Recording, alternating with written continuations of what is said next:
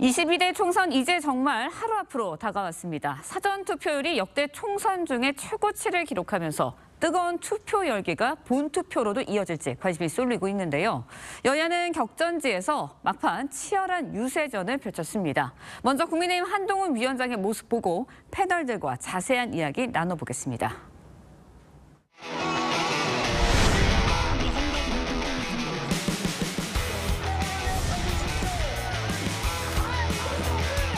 석을 가지고 그냥 대통령 탄핵만 할 것 같습니까?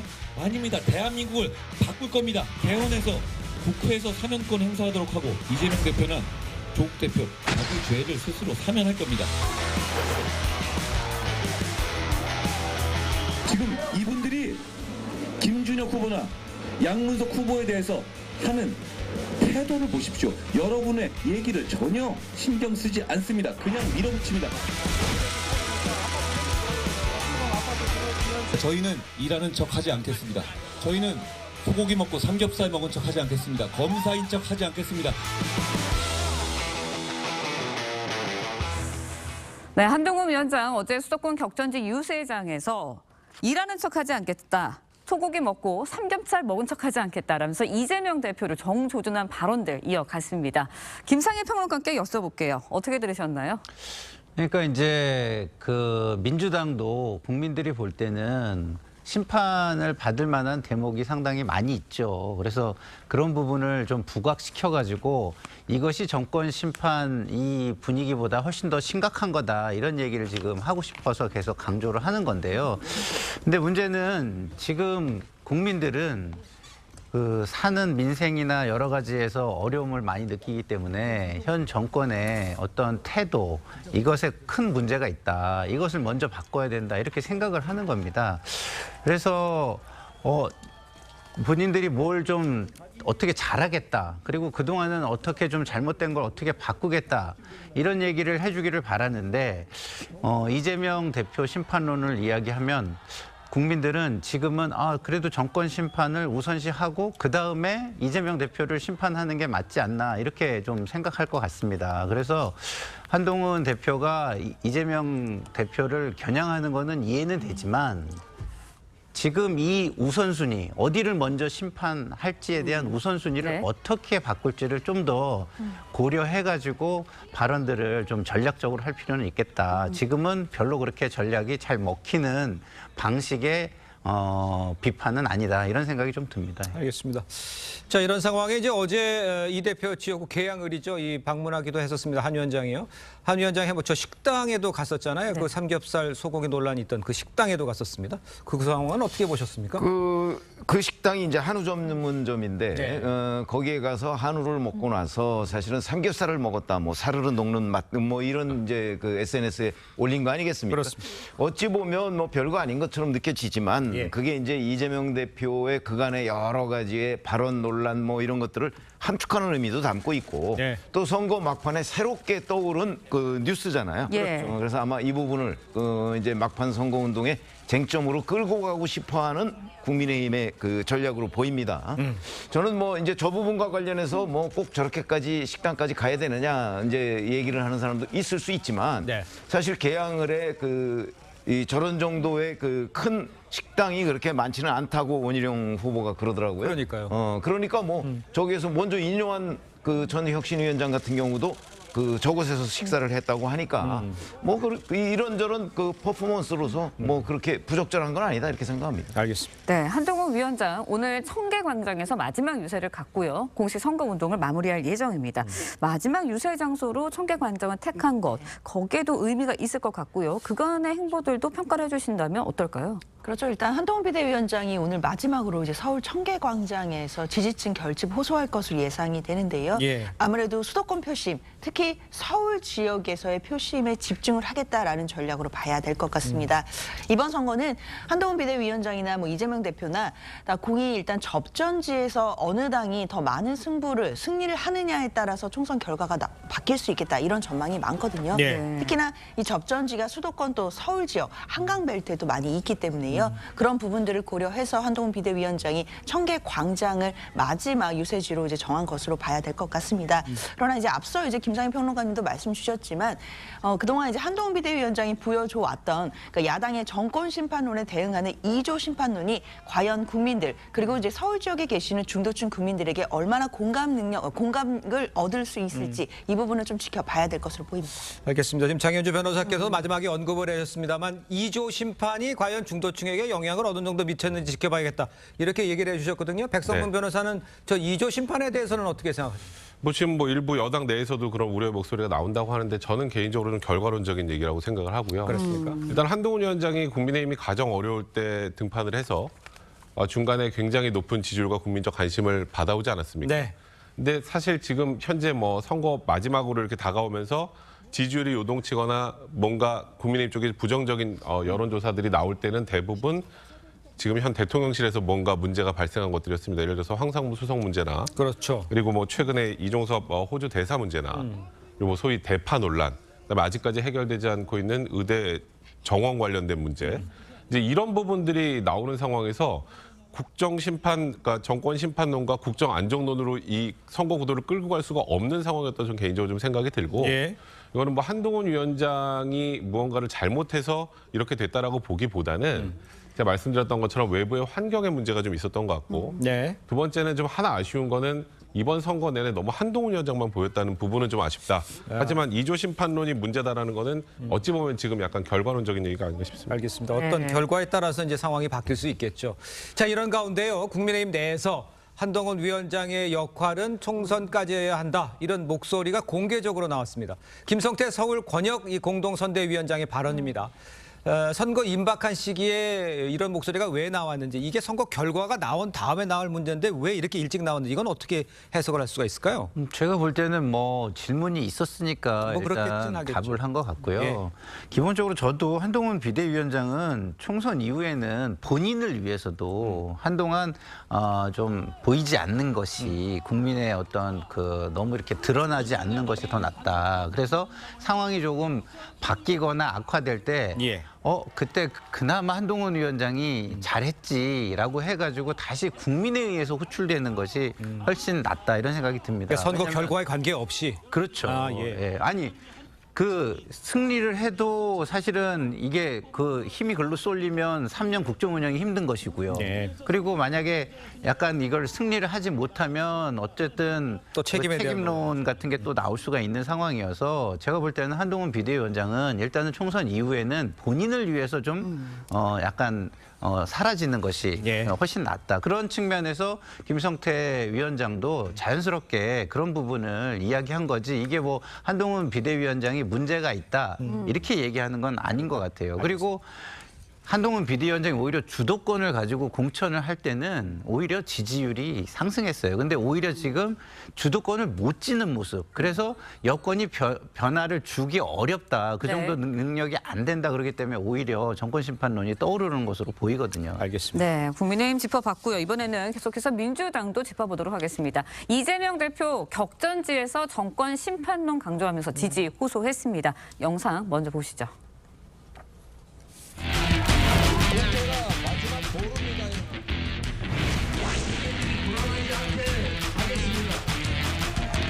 나경원 후보가 이 정권 추봉에 큰 역할을 했고 이 정권의 주축 중에 하나이기 때문에 반드시 지난 2년간의 실정에 대해서 책임을 물어야 된다. 여러분이 받게 투표해 놓기가 바로 옐로 카드입니다. 계속 반칙을 하면 언젠가는 레드 카드를 줘야 될지 모르지만 분명한 것은 지금 이 순간에 더 이상 역주행 대행이 불가능하도록 엄중하게 경고하고 책임을 물어야 하는 것 맞지 않습니까? 네, 이재명 대표 유세기간 동안 동작을만 6번을 찾았습니다. 최병문 위원님, 이게 한강벨트의 중심 축이어서일까요? 아니면 나경원 후보가 그만큼 신경이 쓰여서일까요? 저는 후자라고 봅니다. 그러니까 나경원 후보가 가지고 있는 아까 뭐 정권에서의 위상 뭐 네. 그거는 이제 대단히 과장됐죠. 뭐 지난 2년간 나경원 후보가 이 정권에서 무슨 역할을 했습니까? 사실상 뭐 어떤 권력의 핵심에 있지는 않았는데 예. 나경원 후보 개인이 가지고 있는 어떤 정치적 역량, 잠재력 뭐 이런 것들을 저는 이재명 대표가 경계하고 있는 것으로 보여요. 더군다나 그 만약에 여기서 나경원 후보를 낙선시킬 경우에는 한강 벨트를 거의 다 석권할 수 있다는 계산도 당연히 깔려 있겠죠. 예. 그러다 보니까 이제 나경원 그 후보 지역에 가서 네. 집중적으로 지금 그 지원 유세를 하고 있는 거죠. 뭐 그 결과가 어떻게 나올지는 모르겠으나 네. 적어도 나경원 후보로서는 상당히 어떤 힘에 붙이는 마치 뭐 한 2대1 정도의 싸움을 벌이고 있는 것 같은 느낌을 받게 될 것이다 이런 생각이 듭니다. 예, 알겠습니다.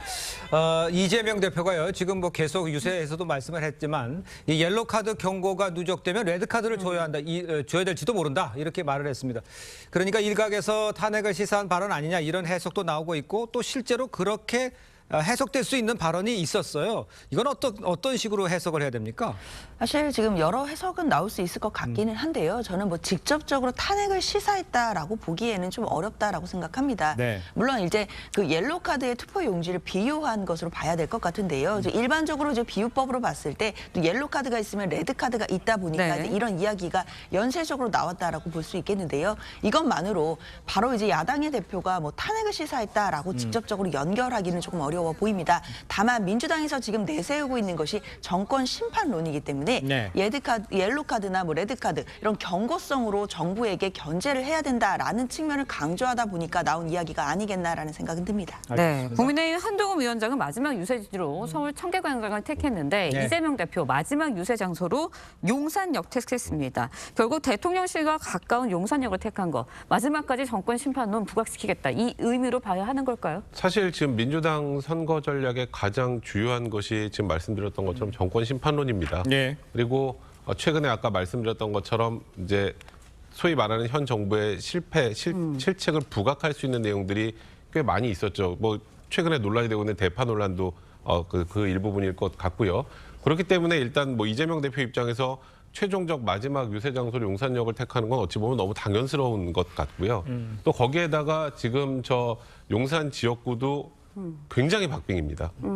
저번 총선에서도 아슬아슬하게 권영세 의원이 됐고 이번에도 뭐 여러 여론조사에서 혼재되어 있는 그런 양상이기 때문에 일단 정권 심판론 부각을 위해서 찾는 것도 있지만 마지막으로 최종 접전지에 가서 다시 한 표를 호소하는 것 그리고 이 상징적으로 용산에서 만약에 민주당 후보가 당선된다면 국민의힘과 현 정부가 느끼는 타격은 훨씬 크겠죠. 네. 그런 여러 가지 점을 고려해서 용산역을 마지막 유세 장소로 택한 것 같습니다. 알겠습니다. 네. 자, 이런 상황에서 이제 이재명 대표가 오늘 마지막 유세에 앞서서 대장동 재판에 출석할 예정입니다. 어제 유세에서만 해도 이 재판에 네. 안 갈지 고민 중이다 이런 얘기를 했었어요. 직접 목소리를 들어보겠습니다. 서구 경남 제가 시간이 없어 가보지도 못하고 있는데 제가 내일은 재판을 안 가고 거기도 한번 가볼까 이런 고민을 하고 있습니다. 저도 지금 재판 쫓아다니랴 지역구 선거운동하랴 힘들어요. 그러나 여러분 저보다 여러분이 훨씬 더 힘들지 않습니까? 그러니까 안 갈지 고민하겠다는 거는 그만큼 힘들다는 얘기를 이야기한 것 같고 예. 재판에는 꼭 참석해야 되는 상황이었기 때문에 참석하는 거죠? 네, 설명해 맞습니다. 주세요. 예, 예. 정확하게 지금 말씀해 주신 것 같고요. 재판은 그동안 재판부의 어떤 뭐랄까 경고나 이런 네. 것도 있었기 때문에 참석을 안 하기가 좀 어려운데 굳이 저 얘기를 한 거는 유독 나에 대한 사법 처리 과정이 좀 약간 불공정한 거 아니냐라는 어필을 하기 위해서 고민 중이다는 얘기를 굳이 해서 그 상황을 부각시킨 걸로 저는 보입니다. 그래서 지금 이거는 선거에 좀 전략적인 발언 내지는 그 상황 보여주기, 뭐 이미지 만들기 이런 것으로 보시는 게 맞을 것 같습니다. 네, 이재명 대표 앞서서도 뭐 재판부에 그 재판 일정 변경해달라라고 요청을 했습니다. 하지만 재판부가 특혜를 이유로 이제 좀 이걸 거부를 했거든요. 사실 지금 형사재판이 너무 심하게 늘어졌죠. 그리고 지금까지 여러 차례 공전되기도 했었고요. 근데 이게 왜 꼭 선거일까? 총선 전날. 그러니까 이거 너무 야당 대표에게 불리하게 하는 거 아니야? 뭐 이런 일부의 시각도 있던데 이제 기일이라는 게 통상적으로 재판부가 매일 재판을 하는 게 아니고요. 네네. 보통 이제 본인들이 재판을 한 날이 정해져 있습니다. 요일이. 그 요일에 맞춰서 정상대로 진행이 되는 과정에서 총선 하루 전날이 물론 야당 대표에게 굉장히 중요한 날이지만 그렇죠. 재판을 불참할 만한 그런 사유가 되진 않아요. 선거운동하기 위해서 저 피고인인데 재판 안 나가겠습니다는 현실적으로 우리 지금 법칙과 하에서는 받아들이지 않는 것이기 때문에 예. 이게 총선 전날이기 때문에 기일 변경을 해달라는 걸 받아들이는 것이 오히려 재판부 입장에서는 더 야당 대표에게 정치적으로 특혜를 베푸는 것처럼 보일 수 있기 때문에 그런 면에서 재판부가 기일을 고소한 것 같습니다. 알겠습니다. 지금 말씀하신 것처럼 이 대표가 이제 공식 선거운동 기간 네. 13일이었죠. 이 3일간 법정에 출석하게 돼서 선거에 집중하지 못하는 상황이 안타깝다 이렇게 했었습니다. 장윤주 변호사께서 네. 보시기에는 민주당에서는 이 상황을 어떻게 인식하고 있습니까? 당연히 안타깝다라고 보고 있는데요. 예. 대표가 이야기하는 것처럼 정말 천금 같은 시간이고 이번 총선이 갖고 있는 또 역사적인 의미를 생각해 본다라고 한다면 선거 기간 중에 3일씩이나 선거운동을 못하고 재판에 가야 되는 상황은 안타깝다라고 볼 수밖에 없을 것 같습니다. 예. 그러나 이 부분은 사실 당 내부에서는 전략적으로 다 예상이 되어 있었던 부분이었거든요. 예. 재판을 받게 되는 것이 갑작스럽게 결정된 것이 아니라 작년부터 다 예견돼 왔던 일들이기 때문에 총선 과정에서는 또 전국적인 총선 판세와 그리고 이재명 대표의 지역구에서 유세 이런 일정에 크게 지장이 없도록 전략적으로 대비를 해왔기 때문에 예. 물론 아쉬운 부분들은 있지만 총선의 큰 흐름에는 영향을 미치지 않도록 당에서는 준비를 하고 있다라고 말씀드려야겠습니다. 알겠습니다. 네. 자, 계속해서 문재인 전 대통령 이야기도 해보겠습니다. 어제 가덕도를 찾아서요. 민주당 후보 지원 유세를 재개를 했습니다. 전직 대통령으로서 적절치 못한 행보다 이런 비판 곳곳에서 나오고 있는데 노무현 전 대통령을 언급하면서 총선 지원 유세 재개를 하고 계속하고 있는 이런 모습이잖아요. 이거를 뭐 바보 정치권 취재 오래 하셨는데 네. 이런 경우가 있었나요, 진짜? 전직 대통령이 특정 정당 후보의 선거 지원을 한 경우는 없었죠. 네. 이제 본인의 뭐 사저 같은 데에서 찾아오는 후보들을 만나고 하는 경우는 뭐 많이 있습니다. 그러니까. 그러나 직접 유세 현장에 나서는 경우는 없었기 때문에 문재인 전 대통령의 행보가 이례적이다. 그것도 선거 막판에 지금 저런 행동을 하고 있는 거 아닙니까? 그렇습니다. 그렇기 때문에 저 부분은 아마 충분히 앞으로 여러 가지의 비판적 요소들에 대해서 문재인 전 대통령이 감당해야 할 부분이라고 생각을 하고요. 자, 만약에 이제 선거 후에 이렇게 되면 문재인 전 대통령을 이제 정치적인 일종의 뭐 상수로서 늘 이제 고려를 해야 되는 게 기자들 생각일 거예요. 네. 이렇게 되면 과연 이제 뭐 이번 총선 끝난 뒤에 문재인 전 대통령의 양산 뭐 이 이제 어떤 정치적 고려가 길게 보면 이제 대선까지도 계속 이어지지 않겠는가 뭐 하는 생각이 들고요. 이렇게 되면 이제 전직 대통령도 늘 이제 정치의 어떤 고려 요소 속에 있어야 되는 그 선례를 문재인 전 대통령이 남겼다. 매우 잘못된 선례다. 저는 이렇게 생각합니다. 네, 매우 잘못됐다고 말씀해 주셨는데 문 전 대통령 행보에 대해서 민주당 내에서도 이 대표 강성 지지층이 이 비판적인 그런 네. 모습들을 보이고 있거든요. 그렇습니다. 민주당 내 상황은 이런 행보에 대해서 정확히 어떻게 보고 있는 건가요? 그러니까 강성 지지층 같은 경우는 지금 오히려 승기를 잡았다고 생각하는데 민주당이 승리를 네, 잡았다. 민주당이 승기를 잡았다고 생각하는데 문재인 전 대통령께서 약간 무임승차를 하려고 하는 거 아니냐 이런 불편함도 있는 것 같고요. 그리고 또 하나는 강성 지지층 입장에서는 이재명 대표 중심으로 모든 게 돌아가야 되는데 예. 지금 조국 혁신당이 나와 있는 상황에서 문재인 대통령이 이렇게 움직이기 시작하면 사실상 비명계의 우산이 되어버리는 게 아닌가 이런 예. 부분에서의 어떤 경계의 눈초리도 있는 것은 예. 분명해 보입니다. 알겠습니다. 자, 문 전 대통령 관련 소식 하나 더 짚어보죠. 이 경기 양산갑에 출마한 이 국민의힘 윤영석 후보 네. 중에 문 전 대통령을 겨냥한 막말을 해서 지금 논란이 되고 있습니다. 민주당에서는요, 후보 사퇴까지 촉구하고 있는데 상황적으로 봤을 때 거친 표현 맞는데 이 상황은 어떻게 이해를 해야 될까요? 뭐 양산갑 윤영석 후보 같은 경우 이제 유세하는 과정에서 대중들 앞에서 한 건 아니고 예. 지나가는 차량을 보고 이렇게 주먹으로 손을 흔들면서 지금 좀 전에 말씀하신 대단히 부적절한 발언을 한 것이고요. 지금 장면 저 장면이죠? 네, 맞습니다. 예. 지금 딱 말씀하셨던 것처럼 저게 대중 연설 가는 과정이 아니라 이제 차로 지나가는 과정에서 한 건데 예. 사실 뭐 이거는 뭐 대단히 부적절하다는 거는 뭐 당연한 것이고요. 네. 이에 대해서는 제가 보기에는 뭐 진중한 사과가 좀 필요한 것 같고 그리고 좀 일부 또 지금 민주당 내에서는 후보 사퇴가 나오긴 하는데 네. 사실 뭐 총선 지금 하루 이틀 남기고 이걸 가지고 후보 사퇴까지 하는 것은 아닌 것 같고 이건 어찌 보면 약간 정치적 구호라는 생각이 들고요. 아마 뭐 여기까지 나오게 된 거는 아까 좀 전에 최봉무 편집장께서 말씀해 주셨던 것처럼 지금 최근에 이제 문재인 대통령의 행보에 대한 비판적 시각이 다소 좀 저희가 입에 담기 힘든 정도의 거친 언사로 나온 것이다. 이렇게 보면 될 것 같습니다. 네, 윤 후보 일단은 협박의 의도는 없었다. 유감을 표했습니다. 하지만 그러면서도 문 전 대통령 성역이 아니다. 문 전 대통령이 이제 앞서서 말한 것처럼 민주당 후보들을 지원한 것에 대한 비판적인 그런 시각을 좀 비쳤거든요. 어떻게 보셨어요? 일단 윤영석 후보의 막말도 잘못됐지만요. 그 유감을 표명하면서 나오는 이야기들이 더 잘못된 거 아닌가라고 생각 듭니다. 예. 사실 전직 대통령에 대해서 막말을 한 것 이 자체가 국민들 보시기에 부적절할 수 있는 것인데 마치 뭐 문재인 전 대통령은 성역이 아니다 이런 말씀을 굳이 붙이지 않아도 되는 얘기 아니었나라는 생각 듭니다. 지금 문재인 전 대통령이 성역이라는 얘기를 하는 게 아니지 않습니까? 네. 일단 물론 문재인 전 대통령의 행보에 대해서는 여러 가지 의견들 나올 수 있고 다양한 해석들 나올 수 있다라고 생각하는데요. 예. 그것을 넘어서서 막말이 나오는 것은 저는 정말 부적절했다라고 생각하고 이 부분에 대해서는 뭐 이런 여러 가지 이야기를 달지 말고 바로 사과가 나왔어야 되는 것이 아닌가 하는 아쉬움이 듭니다. 알겠습니다. 자, 다음 주제는 리포트를 먼저 만나볼 텐데요. 막말 논란이 이어지고 있는 이 민주당 김준혁 후보, 이번에는 자신의 책에 조선시대 퇴계 이황 선생의 성적 능력을 표현한 부분이 또 문제가 되고 있습니다. 김 후보의 각종 발언에 대해 유치원 단체와 안보 단체 등 각계의 반발도 이어지고 있습니다. 장세희 기자의 보도입니다. 김준혁 후보가 2년 전 출간한 책에 공민왕과 퇴계의 성생활이란 부분입니다. 전승 설화를 근거로 퇴계 이황 선생에 대해 성관계 방면의 지존이었다는 이야기가 있다고 주장했습니다. 퇴계 후손들은 충격과 분노를 금할 수 없다며 이재명 대표에게 김 후보의 공천 취소를 요구하는 성명서를 냈습니다. 안동 유림단체는 나라 일을 하려는 정치인으로서 자격 미달이라며 사퇴를 촉구했습니다.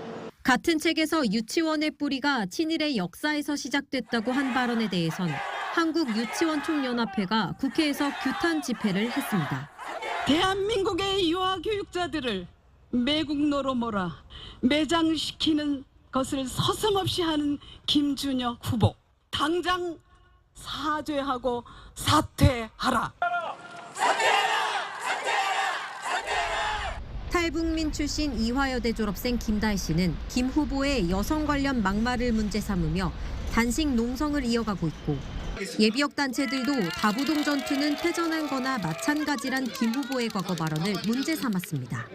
호국 영령들을 모독하는 차마 입에 담을 수 없는 저질망언하는 김준혁은 과연 어느 나라 국민이며 어떻게 국회의원 후보자가 될 수가 있겠는가? 다만 이화여대 일부 졸업생들은 김환란 총장의 친일 행적을 주장하며 김 후보를 두둔했습니다. 이재명 대표도 역사적 진실에 눈 감지 말아야 한다는 글과 함께 해당 기자회견 사진을 올렸다가 삭제했습니다. 이 대표 측은 실무자의 실수라고 했지만 총선 여론에 악영향을 줄 수 있다는 판단이 작용한 것이라는 해석이 나왔습니다. TV조선 장세희입니다. 자, 지금 리포트 쭉 보셨습니다만 앞에 이제 김준혁 후보 관련 부분은 좀 뒤에 얘기를 하고요. 지금 저 아까 맨 뒤에 이야기잖아요. 이재명 대표가 지금 이재명 대표가 아무 말이 없다는 얘기를 저희들이 계속 해왔는데 그렇죠. 여기에 대해서 글을 올렸다가 삭제했다. 근데 일정을 관리하는 사람의 이제 실수였다 이거잖아요. 글쎄요. 근데 그 올렸다가 삭제한 그 동영상이요. 네. 사실은 그 이화여대생 일부가 어제 기자회견을 했던 내용이거든요. 예. 근데 그 기자회견 내용은 주로 그 내용이 그 김환란 전 총장의 친일 행적과 관련된 거예요. 네네. 그런데 지금 김준혁 후보의 문제는 사실은 이화여대생 성상납 이 부분이란 말이죠. 그렇죠. 물론 그 발언도 어저께 있었다고는 해요. 네. 그래서 이재명 대표가 얘기하는 역사적 진실이라는 게 김환란 전 총장의 친일 행적을 얘기하는 것이냐 아니면 이화여대생 성상납 부분이냐라는 게 이제 좀 의문시되긴 하는데 그러니까요. 어찌됐든 간에 공유했다가 삭제한 걸 보면 뭐 뭔가 좀 그 잘못됐다 뭐 이런 판단을 한 것으로 보이는데 네. 이재명 대표는 늘 그 지난번 뭐 여러 가지의 논란 뭐 일하는 척 뭐 이것도 마찬가지고 전부 다 뭐 아니면 뭐 소고기 돼지고기 논란 뭐 이런 것도 마찬가지 아닙니까? 예. 뭐 잘못되면 전부 다 실무자 실수라고 그러는데 아하. 이재명 대표 측 그 캠프 내부의 실무자들은 그렇게 실수를 정말 많이 하는 것인지 그런데도 계속 같이 정치를 하고 있는 것인지 이런 부분이 의문이 들어서 예. 왜냐하면 저 그 동영상을 공유하거나 아니면 SNS에 올린 내용들이 전부 이재명 대표 본인 계좌거든요. 그럼 본인은 하나도 SNS를 관리 안 하고 자기 이름으로 자기 이름의 계좌에서 자기는 도대체 뭔지도 모르고서 올리는 건지 뭐 이런 부분이 대단히 궁금해지는 대목이어서 어떤 실무자가 어떤 실수를 했는 건지 이런 부분도 한번 밝혀주길 바란다 이런 말씀을 드립니다. 알겠습니다. 네, 리포트 내용에서도 보셨지만 일단 뭐 예비역 단체, 안보 단체, 유림 단체, 유치원 단체 실질적으로 뭐 각계각층의 단체에서 지금 반발을 하고 있다 해도 과언이 아닌 상황이거든요. 그런데 민주당 내에서도 별다른 조치나 대응이 없고요. 김 후보자도 결국은 총선에 완주하는 모습을 보이고 있어요. 네네. 결국 또 유권자가 알아서 판단하라는 겁니까? 일단은 뭐 문제가 많다고 생각은 당연하는 것 같고요. 근데 이제 이게 총선 상황이고 그거보다 더 큰 총선 큰 판의 문제를 고민을 하다 보니까 이 부분을 빠르게 대응하지 못하는 것 같습니다. 근데 저는 뭐 개인적으로는 그럼에도 불구하고 조금 손해를 보는 모습이 궁극적으로는 그 더 큰 이익을 가져온다고 생각하기 때문에 빠르게 제명을 하는 게 저는 더 낫다고 생각하는데요. 어쨌든 그 당 전체의 다른 부분까지 다 책임지는 사람은 이것저것 고려할 게 좀 많지 않나 뭐 이런 생각, 안타까움, 아쉬움 이런 게 있습니다. 그 김준혁 대표는요, 제가 볼 때 좀 전에 뭐 그 한 분이 말씀을 하시더라고요. 나란 일을 하는 사람, 이게 굉장히 중요한 거예요. 공직 후보기 때문에 이 모든 것들이 문제가 되는 겁니다. 공직을 할 사람은 국민에게 일단은 모범도 보여야 되고 그래야 권위가 쓰고 그 어떤 행위나 발언에 존중이 따라가게 되는 거거든요. 그러니까 그런 것들을 만들어내기 굉장히 어려운 상황에 지금 직면해 있는데 공직 후보로서 적절하냐. 그렇다고 한다면 저런 얘기를 마음껏 할 수 있는 본인이 얘기하는 학자로 돌아가는 것이 더 맞지 않느냐. 국민들은 이렇게 많이 생각을 할 것 같습니다. 아니 그러니까 그 당에서는 뭐 선거가 있기 때문에 지금은 시기가 아니다라고 얘기를 하고 있지만 장현재 변호사님께서 보시기에 적어도 저런 단체에 가서 직접 가서 사죄를 한다거나 뭐 이렇게 하면 이재명 대표가 여기에 대해서 뭐 어떻게 생각한다라든가 이렇게 언급을 해줘야 될 문제지 지금 상황에서 뭐 선거에 영향이 크게 없으니까 그냥 갈 수밖에 없는 이게 말이 됩니까? 그렇죠. 이제 그런 부분에 대해서도 당에서도 당연히 좀 엄중하게 바라보고 있다라고 저는 생각을 하는데요. 그렇기 때문에 앞서서 김준혁 후보의 어떤 발언들이 처음에 논란이 됐을 때 당 차원에서도 후보에게 사과를 권고를 한 바가 있고 그래서 후보도 사과를 한 적이 있었습니다. 그러나 문제는 이제 사과 이후에도 계속해서 과거에 했던 발언들이나 여러 가지 이야기들이 논란이 되고 있는 지금 상황이기 때문에 당 차원에서는 이 자체도 좀 국민 민심을 바라보면서 좀 신중하게 보고 있는 것은 분명해 보이는데요. 뭐 필요하다면 뭐 다시 당 차원에서 뭐 추가로 사과를 권고한다든지 이제 이런 방안까지도 뭐 어느 정도는 고민이 있겠지만 지금 일단 총선을 하루 앞둔 시기이기 때문에 여러 가지들이 좀 신중하게 또 낮은 자세로 고민되고 있다 정도 말씀드리겠습니다. 알겠습니다. 백성민 변호사님도 김준혁 후보 말고도 이제 양문석 후보도 있지 않습니까? 선관위가 재산 축소 신고로 고발을 했어요. 이걸 설명해 주셔요. 그러니까 이 부분은 더 크게 논란이 될 것 같습니다. 이게 지금 소위 말하는 불법 대출 논란이 된 바로 그 잠원동 집에 관련된 건데 이제 공직선거에 나온 후보자는 재산 신고를 하잖아요. 그렇습니다. 그러면 재산 신고를 할 때 이제 공시지가가 있고 이 부동산을 살 때 매입가가 있죠. 그러면 이제 공직자윤리법 시행규칙에 보면 이 둘 중에 높은 것을 신고하도록 되어 있습니다. 양문석 후보 같은 경우 저 논란이 되는 집에 공시지가가 21억 5천만 원이고 그리고 그 당시 샀을 때 저희도 기사를 통해서 아는 것처럼 31억 한 2천만 원 정도에 샀단 말이죠. 맞아요.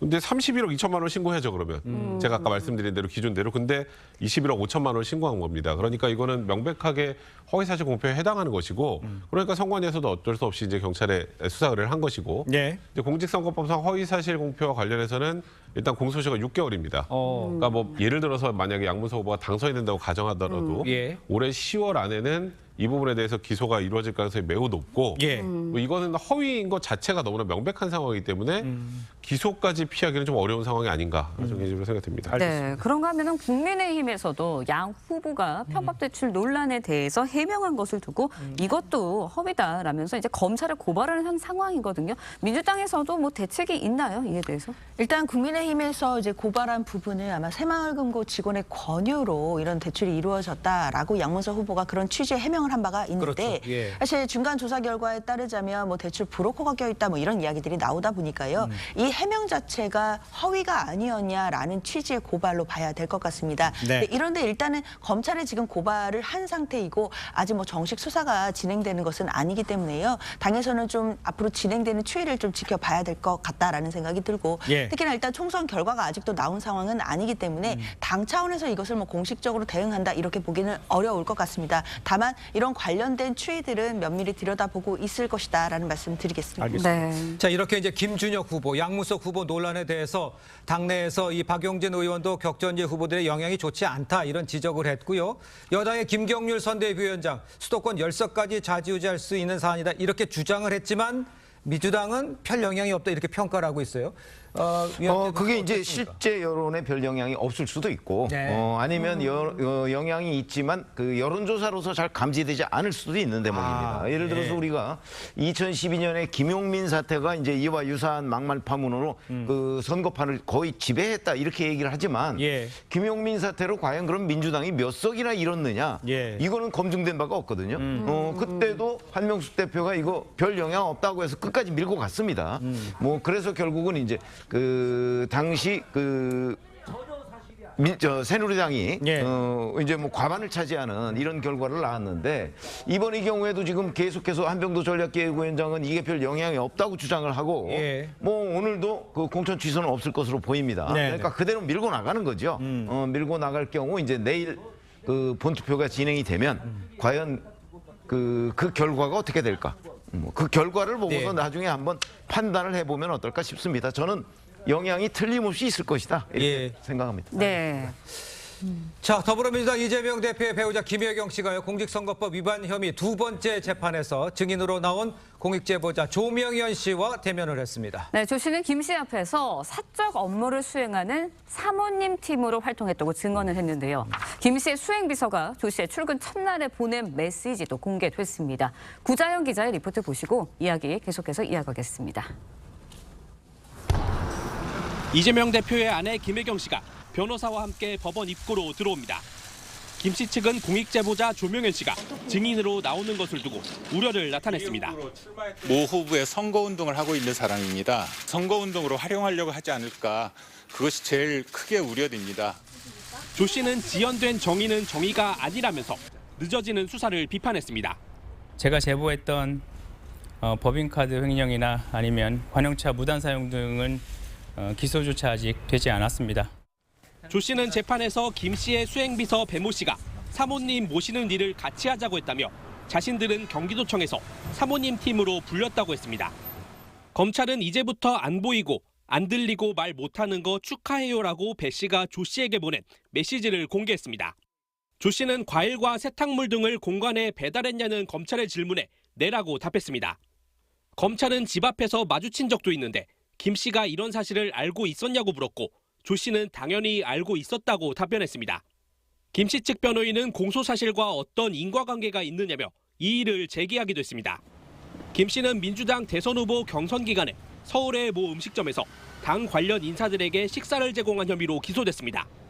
조 씨의 증언에 대해 김 씨는 별다른 말을 하지 않았습니다. TV조선 구자영입니다. 네, 전해드린 대로 김혜경 씨 공직선거법 위반 혐의 2차 공판에는 이 공익제보자 조명현 씨가 증인으로 나왔습니다. 조 씨의 증인이 김 씨 혐의 입증에는 어느 정도 영향을 줄까요? 사실 엄밀하게 말하면 다른 사건이죠. 네네. 지금 김혜경 씨가 지금 기소돼 있는 사건은 공직선거법상 기부행위 금지. 그럼 여기에서 본인은 김혜경 씨는 쉽게 말해서 나는 내 밥값 냈고 네. 다른 사람이 낸 건 모른다 이거거든요. 근데 여기에서 제일 중요한 거 그러면 배 씨가 이제 그 역할을 한 건데 그럼 배 씨가 그런 역할을 할 사람이었느냐 이걸 확인하기 위해서 사실 조모 씨가 어제 증인 신문에 이른 예. 거고요. 예. 보시면 뭐 사모님 팀 이제는 뭐 말도 못하고 뭐 듣지도 못하고 뭐 하는 뭐 역할 그리고 본인이 어떤 일을 했는지 그리고 뭐 과일 같은 거 아니면 음식 같은 거 본인이 법인카드를 꽂고 다 가져다 줬다라는 거 그리고 또 김혜경 씨를 직접 또 우연히 마주치기도 했기 때문에 우리들이 이런 일을 하는 걸 알고 있었다.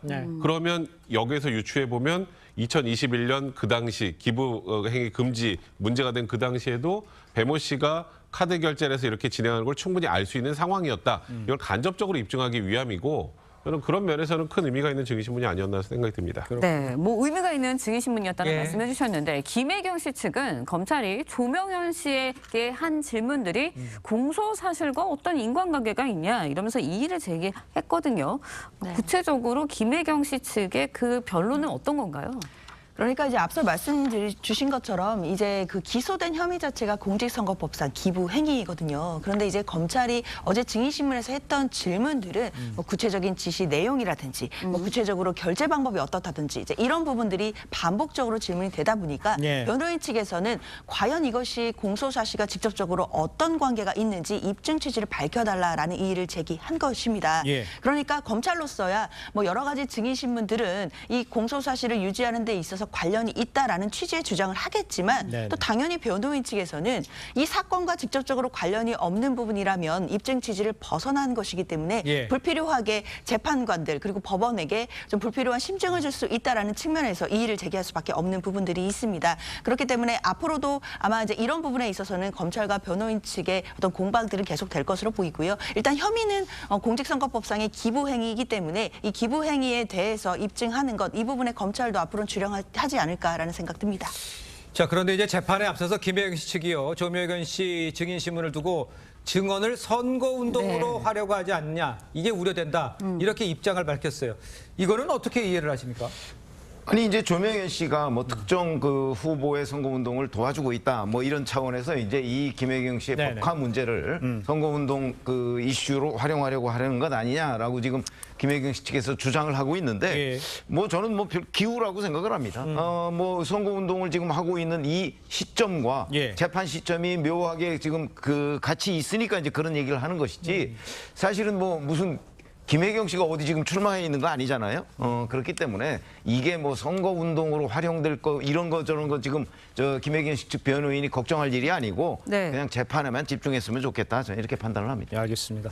네, 앞서서 이제 공범인 배 씨 유죄가 확정이 됐거든요. 그렇다 보니까 김혜경 씨에 대해서는 재판부가 어떤 판결을 내리지 않는데 좀 영향을 주지 않을까라는 생각을 하거든요. 어떻습니까? 일단 그 배 씨 같은 경우에는 유죄 확정을 예. 받았습니다. 그러니까 이제 공직선거법상 기부행위, 그 카드를 결제한 부분에 대해서 이제 유죄를 받은 것인데요. 그렇다고 하더라도 김혜경 그 배우자인 김혜경 씨가 과연 어떤 판결을 받게 될지는 결국 김혜경 씨가 그 부분에 대해서 알고 있었는지 또는 용인한 바가 있는지 뭐 승인을 했는지 이런 부분들을 검찰이 입증해내지 못한다라고 한다면 사실 혐의가 입증되기도 어려운 측면 분명히 있습니다. 예. 그러니까 과연 검찰이 어떤 증거를 제시해서 과연 김혜경 씨가 이 결제 내용에 대해서 이 기부행위에 대해서 용의를 했는지 관련성이 얼마큼 있는지 이 부분을 밝혀낼 수 있을지 이 부분을 좀 재판 과정에서 지켜보면 될 것 같습니다. 알겠습니다. 네. 자, 다음 소식도 짚어보겠습니다. 보수 변호사 단체가 조국 혁신당 비례대표 1번이죠. 박은정 후보의 남편인 이종근 변호사의 다단계 사기 사건 수임 네. 논란과 관련해서 고발에 나섰습니다. 어떤 부분을 고발을 한 건지를 좀 설명해 주세요. 뭐 최근에 논란이 됐던 건 뭐 정관예우 논란, 예. 뭐 고액 수임료 논란으로서 뭐 20억이 넘는 22억 원 상당의 뭐 소위 1조대 다단계 사기를 뭐 선임한 것 이런 것들이 아니고요. 이번에 이제 고발한 부분은 뭐냐면 이제 변호사법에 보면 이런 게 있습니다. 그러니까 예를 들어서 검사나 판사로 본인이 네. 재직하던 도중에 다뤘던 사건들 그걸 퇴임하고 나서 그 사건에 대한 변론을 한다면 어떻게 되겠어요? 예. 공정성의 시비가 생길 수밖에 없겠죠. 그리고 그 사건 수사를 한 사람은 그 사건 변론도 가장 잘할 수 있습니다. 그렇기 때문에 변호사법에서 그걸 못하게 돼 있는데 지금 일부 논란이 되고 있는 것은 소위 다단계 사건과 관련해서 그 사건에 본인이 담당했던 다단계 사건의 일부 피의자들, 네. 그러니까 본인이 퇴임한 이후에 수임을 했다라는 거예요. 근데 그 부분은 뭐 정확하게 확인해 봐야겠습니다만 그게 사실이라면 그 법적으로 충분히 문제가 될 수 있는 부분이기 때문에 이에 대해서 지금 고발이 진행된 것 같습니다. 네, 그런가 하면은 보수 변호사 단체는 박은정 후보의 남편 이종근 변호사에 대해서 뭐 징계 등의 조치도 요구하는 것으로 알려졌거든요. 그렇죠. 실제로도 가능한가요? 일단 앞서 이제 백 변호사님 말씀 주신 거는 이제 형사 고발이 된 거고요. 예. 징계 부분은 이제 변호사회에 이제 징계 요청을 한 것으로 봐야 될 것 같은데 뭐 말씀 주신 것처럼 변호사법 위반이라든지 뭐 광고 규정 위반 이런 여부가 있습니다. 그러나 문제는 이런 부분들이 징계로 이어지려면 사실관계 확정이 먼저 필요하니까요. 예. 과연 사실관계에서 위법 사항이 있었는지 이 부분을 확인해야 그 부분까지도 뭐 결과를 예상할 수 있지 않을까라는 생각은 듭니다. 알겠습니다. 자, 네 분 말씀은 여기까지 듣겠습니다. 고맙습니다. 고맙습니다. 감사합니다.